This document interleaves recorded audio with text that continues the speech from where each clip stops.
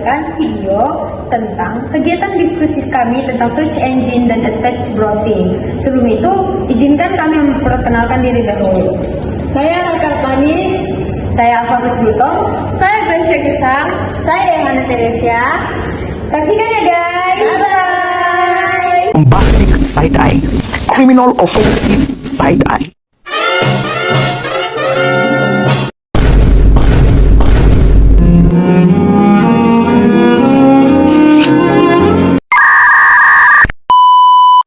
Di era digital, mencari informasi sudah jadi bagian dari kehidupan mahasiswa.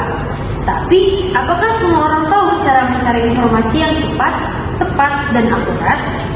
Dalam dunia pendidikan, penggunaan search engine seperti Google, Bing, Yahoo, Yandex, dan juga ChatGPT sangat membantu. Tapi juga menimbulkan tantangan-tantangan baru. 4 mahasiswi, Alfa, Reva, Yohana, dan juga Gracia, sedang mengerjakan tugas kelompok tentang analisis search engine dan advanced browsing. Yuk kita lihat bagaimana diskusi mereka berjalan. Penuh ide, sedikit debat, tapi seru. Oke guys, tugas kita ini lumayan banyak loh. Nah, tugas kita ini analisis search engine dan advanced browsing dalam bidang pendidikan. Jadi kita mau bahas pengertian atau langsung analisisnya aja nih? Langsung ke analisis aja apa? Kalau ke teori nanti aku terus jalan ke belakang aja. Soalnya biar kelompok kita berjalan dengan lancar dan nggak menonton kali. Setuju, tapi kita harus lihat dari sudut pandang mahasiswa atau guru karena pasti kan kebutuhan mereka itu berbeda-beda. Benar tuh, guru biasanya nyari bahan ajar, sedangkan kita lebih sering cari jurnal atau tugas sekolah dan kuliah. Nah, dari situ aja udah kelihatan pentingnya search engine. Tapi kita juga jangan lupa tentang pentingnya advanced browsing, biar kita nggak cuma klik dan scroll.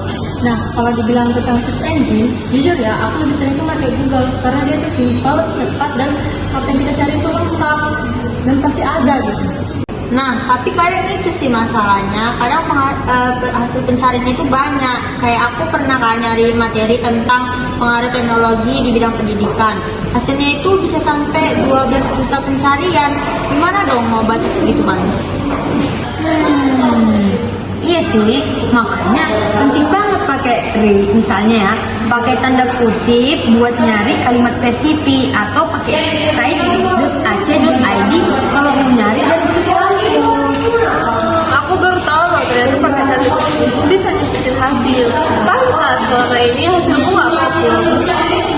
Nah, meskipun Google paling populer, tapi kayaknya dia punya kelemahan. Contohnya kayak algoritmanya nyodorin hasil gitu.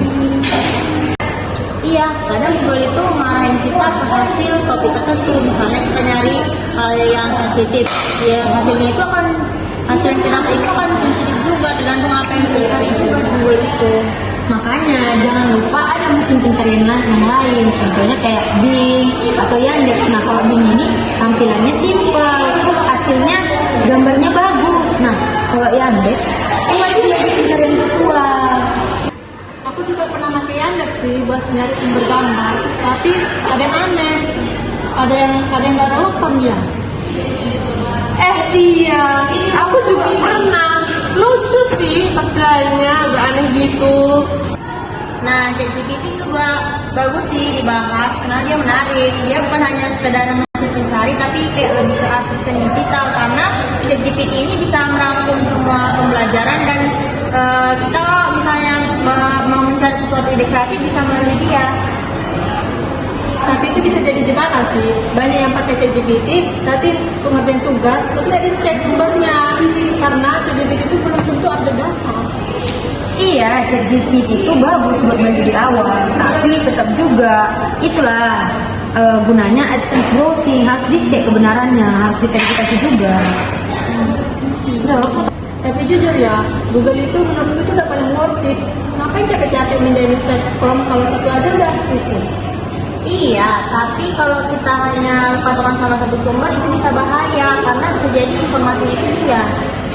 Nah, betul, aku setuju. Karena di dunia pendidikan itu keakuratan itu yang paling penting. Karena kadang informasi yang viral justru itu pula yang bukan sesungguhnya atau bukan yang benar sebenar-benarnya. Iya sih, tapi realitanya semua orang kan pengen mau cepat, apalagi kalau dengan tugas sempat nih kita verifikasi. Iya, tapi kalau nggak dicek bisa aja salah kutip atau jadul rep. Oke deh, aku ngaku, aku pernah tuh pakai sumber tahun 2020 buat tugas 2025. Sempat dikomentari, ini sudah tidak relevan. Pantas dosennya langsung tahu. Nah, itu pentingnya kita update data. Makanya di Advanced Browsing kita bisa filter waktu pencarian, misalnya itu dari tahun 2021 ke atas. Dan kalau di pendidikan, hasil dari situs akademi itu paling valid. Jadi, kita gunakan filter domain seperti .edu atau .ac.id. Oke, jadi intinya search engine itu sangat berpengaruh atau sangat penting di dunia pendidikan ya. Tanpa search engine, mahasiswa bakal susah mencari referensi. Benar, tapi nggak cuma mahasiswa sih yang kebantu, guru juga bisa terbantu karena manfaatnya itu bisa untuk guru mencari sumber belajar, soal-soal yang terbaru. Aku juga dulu pernah pakai Google Classroom sekolahku dan bikin soal itu cepat banget loh. Ih, keren, tapi tetap ya, kita harus pilah-pilah juga karena nggak semua hasil itu bisa kita telan mentah-mentah. Apalagi sekarang kan banyak situs yang mengutamakan opini bukan fakta. Iya sih, sama kayak waktu aku nyari jurnal pendidikan, kadang link yang muncul di awal itu malah blog yang bukan sumber ilmiah. Untung aku ngerti cara pakai Google Scholar.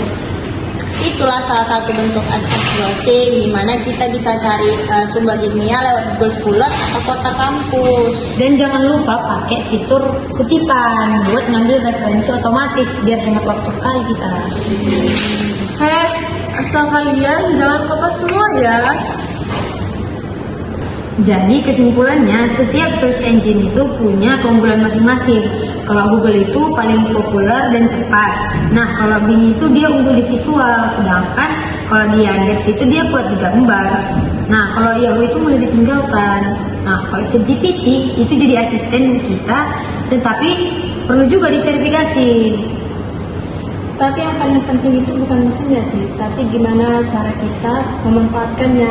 Smart searching itu kunci utama untuk mahasiswa digital sih. Iya, dan kemampuan advanced browsing itu wajib kita kuasai karena informasinya itu lebih akurat, relevan, dan akademik.